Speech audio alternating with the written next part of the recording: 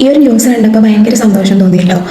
School ടൈമിലും കോളേജിലൊക്കെ പോകുന്ന സമയത്ത് പീരിയഡ്സ് കാരണം ഫേസ് ചെയ്തിട്ടുള്ള ബുദ്ധിമുട്ടുകളൊക്കെ ഓർക്കുമ്പോൾ ശരിക്കും ഇപ്പോൾ ഇങ്ങനെ ഒരു ഇത് വന്നത് ഭയങ്കര സന്തോഷമാണ്. ആ സമയത്തൊക്കെ പെയിൻ കാരണം സ്കൂളിൽ നിന്നൊക്കെ പീരിയഡ്സ് വരുമ്പോൾ അവിടെ ഇരിക്കാൻ പോലും പറ്റാതെ വീട്ടിൽ നിന്നൊക്കെ ഒരുപാട് തവണ വന്ന് വിളിച്ചുകൊണ്ട് പോയിട്ടുണ്ട്. ഇത് കാണുമ്പോൾ ഭയങ്കര സന്തോഷമാണ് തോന്നുന്നത്. ആ സമയത്തൊക്കെ ഇത് ഉണ്ടായില്ലല്ലോ എന്നൊക്കെ ആ ഒരു തോന്നലാണ് ഉണ്ടാവുന്നത്. പീരിയഡ്സ് പെയിൻ എന്ന് പറയുന്നത് ഓരോരുത്തർക്കും ഡിഫറെൻ്റാണ്. എൻ്റെ ഫ്രണ്ട്സൊക്കെ ഒരുപാട് പേര് എന്നോട് പറഞ്ഞിട്ടുണ്ട് പീരിയഡ്സ് വരും, നോർമലി ബ്ലീഡിങ് ഉണ്ടാവും എന്നല്ലാതെ അതിൻ്റെ അങ്ങനെ വലിയ പെയിനോ കാര്യങ്ങളോ ഒന്നും ഇല്ലാതെ വളരെ നോർമലായിട്ട് പോകുന്ന ആൾക്കാരുണ്ട്. എന്നെയൊക്കെ പോലെ പീരിയഡ്സ് എന്ന് പറയുന്ന ആ ഒരു 1-2 ദിവസം, പീരിയഡ്സ് വരുന്നതിന് കുറച്ച് ദിവസം മുമ്പേ തുടങ്ങും ബോഡിയിലൊക്കെയുള്ള പെയിനും കാര്യങ്ങളും, ക്ഷീണവും തളർച്ചയും, അതിൻ്റെ കൂടെ മൂഡ്, പിന്നെ പീരിയഡ്സ് വന്നു കഴിഞ്ഞാൽ അന്നത്തെ ദിവസം അല്ലെങ്കിൽ അതിൻ്റെ പിറ്റേ ദിവസമൊക്കെ സെക്കൻഡ് ഡേ ഒക്കെ വയറുവേദന, ബ്ലീഡിങ് കാര്യങ്ങൾ, ബോഡി പെയിൻ, ബാക്ക് പെയിൻ, അങ്ങനെ ഒരുപാട് പ്രശ്നങ്ങളിലൂടെ കടന്നു പോകുന്നുണ്ട്. എനിക്കൊക്കെ ആ ഒരു ദിവസം വോമിറ്റിങ്ങും കാര്യങ്ങളൊക്കെ വരും. ഫുഡ് കഴിക്കാൻ പറ്റത്തില്ല, ഇരിക്കാനോ നിൽക്കാനോ പോലും പറ്റാത്ത ഒരവസ്ഥയ്ക്കായിരുന്നു. അപ്പം അങ്ങനെ ഫേസ് ചെയ്യുന്ന ആൾക്കാരുണ്ട്. ഡ്യൂട്ടിക്ക് പോകുമ്പോൾ സത്യം പറഞ്ഞാൽ ഇപ്പോഴും ഞാൻ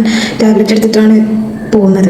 ടാബ്ലറ്റ് എടുക്കുന്നത് അത്ര നല്ല കാര്യമൊന്നുമല്ല, പക്ഷെ വേറെ വഴിയില്ല. ടാബ്ലറ്റ് എടുത്തേ പറ്റുള്ളൂ, എനിക്ക് പോയേ പറ്റുള്ളൂ. ലീവൊന്നും ചോദിച്ചാൽ നമുക്ക് എപ്പോഴൊന്നും കിട്ടുമൊന്നുമില്ല. അവർക്ക് നമ്മുടെ പെയിനൊന്നും അറിയേണ്ട ആവശ്യമില്ല.